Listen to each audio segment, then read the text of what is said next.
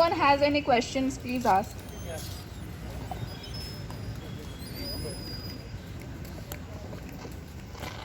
Hello, good evening, sir.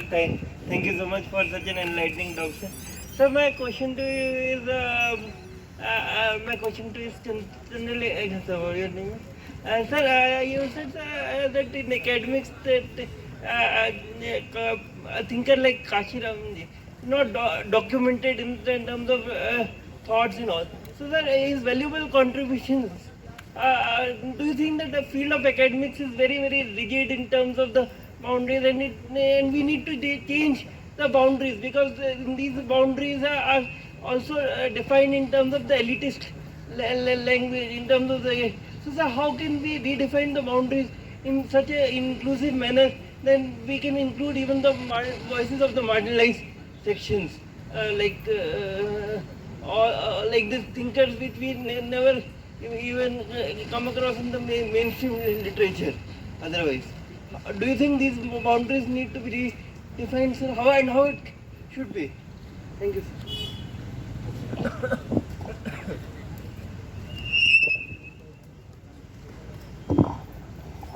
Thank you very much. So the character of the academics, the nature of academics, because there is a long debate on the nature of Indian academics or academics in India, whichever you would like to call, is so rigid, prejudice. That's where. So you have now trend is, there is a Manusmriti is a political thinker, not Buddha. Are you getting me? So you introduce a certain text as a part of the political thought, but not certain text and personalities. That's what happening in many universities. And if you see the syllabus of the political science, you cross-check tomorrow, taking some departments, political thought or Indian political thought, and who are the people, what is the text that they have given. Then you will realize how prejudiced, how rigid, how exclusionary this is. Tomorrow you just cross-check, taking 5 departments across India. If it is happening in 2004, if Ambedkar is not become part of the political thinker, can you imagine in coming 30, 40, 50 years, Kanshiram become a political thinker in Indian political thought? This also leads to ask another question. Who are the people who are there in the departments? It's an obvious question. Unless there is a representation from the communities who are historically marginalized, it is hard to include these personalities in text. Because of, it's Narendra Kumar sir is rightly pointed out, because of first generation of the OBC Dalits scholars came into universities, some text began to appear as a classroom material. Otherwise it is impossible. Now you have a Dalit studies, now you have a Ambedkar studies.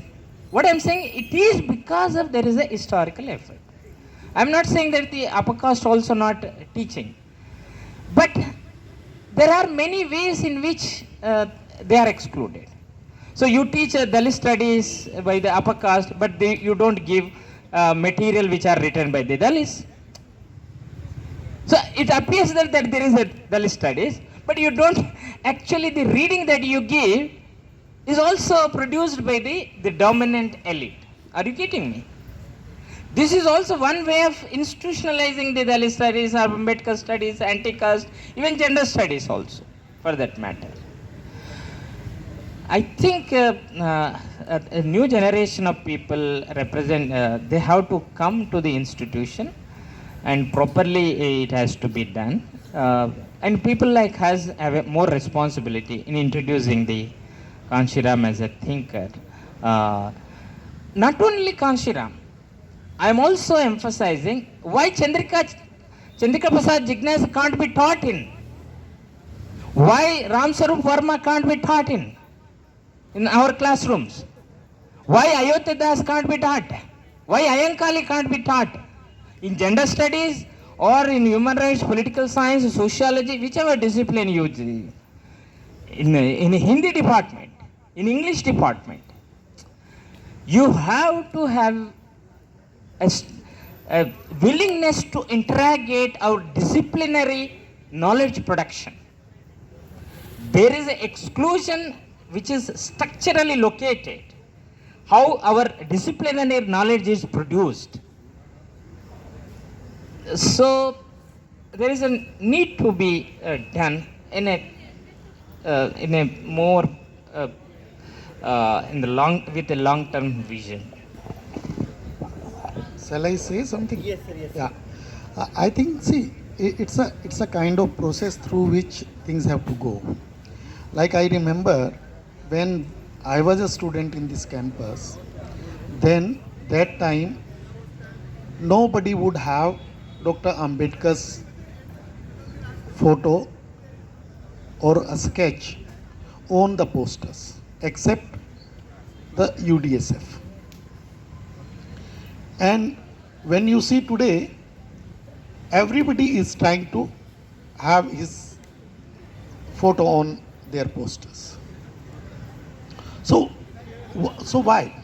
Why within these 25 years this stand has changed? The stand has changed because there were some people who were working for that. If I say that in the departments, there were hardly anybody doing any research on the scheduled caste, on Ambedkar during those times. And I would certainly say that it was the contribution of UDSF due to which many of us started working on these issues. Because earlier, nobody, if somebody would go and say, I want to work on Ambedkar,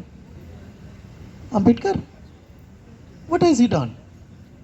What would you be doing on Ambedkar? You do something on Panchayati Raj, you do something on atrocities. But when you say that you want to do on Ambedkar, so that was the kind of understanding. That means that was not only bias, that was that was ignorance also actually. They didn't even think that there is some literature existing there.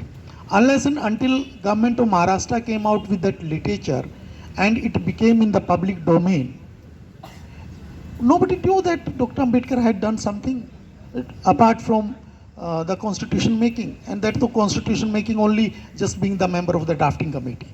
But if you look at that, what is the kind of contribution that he makes in the Constituent Assembly, every day what kind of issues he was raising, then you would realize that he had the understanding on each and every aspect, whether it is federalism, whether it is reorganization of states, whether it is a relationship between central state, whether it is a relationship between the judiciary, executive and the legislature.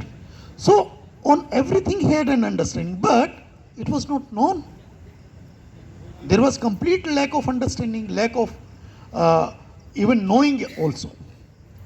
But in the last 25 years or so, that trend has changed, and I think in the times to come, it will change. But now actually there is a kind of, I would say, which Dr. Ambedkar says, a counter-revolution is also going on. So how do you handle that counter-revolution is something which needs to be thought about. Because without understanding the counter-revolution, revolution does not mean, and that's what I would say, that we need to understand that revolution does not always mean bloody revolution. No.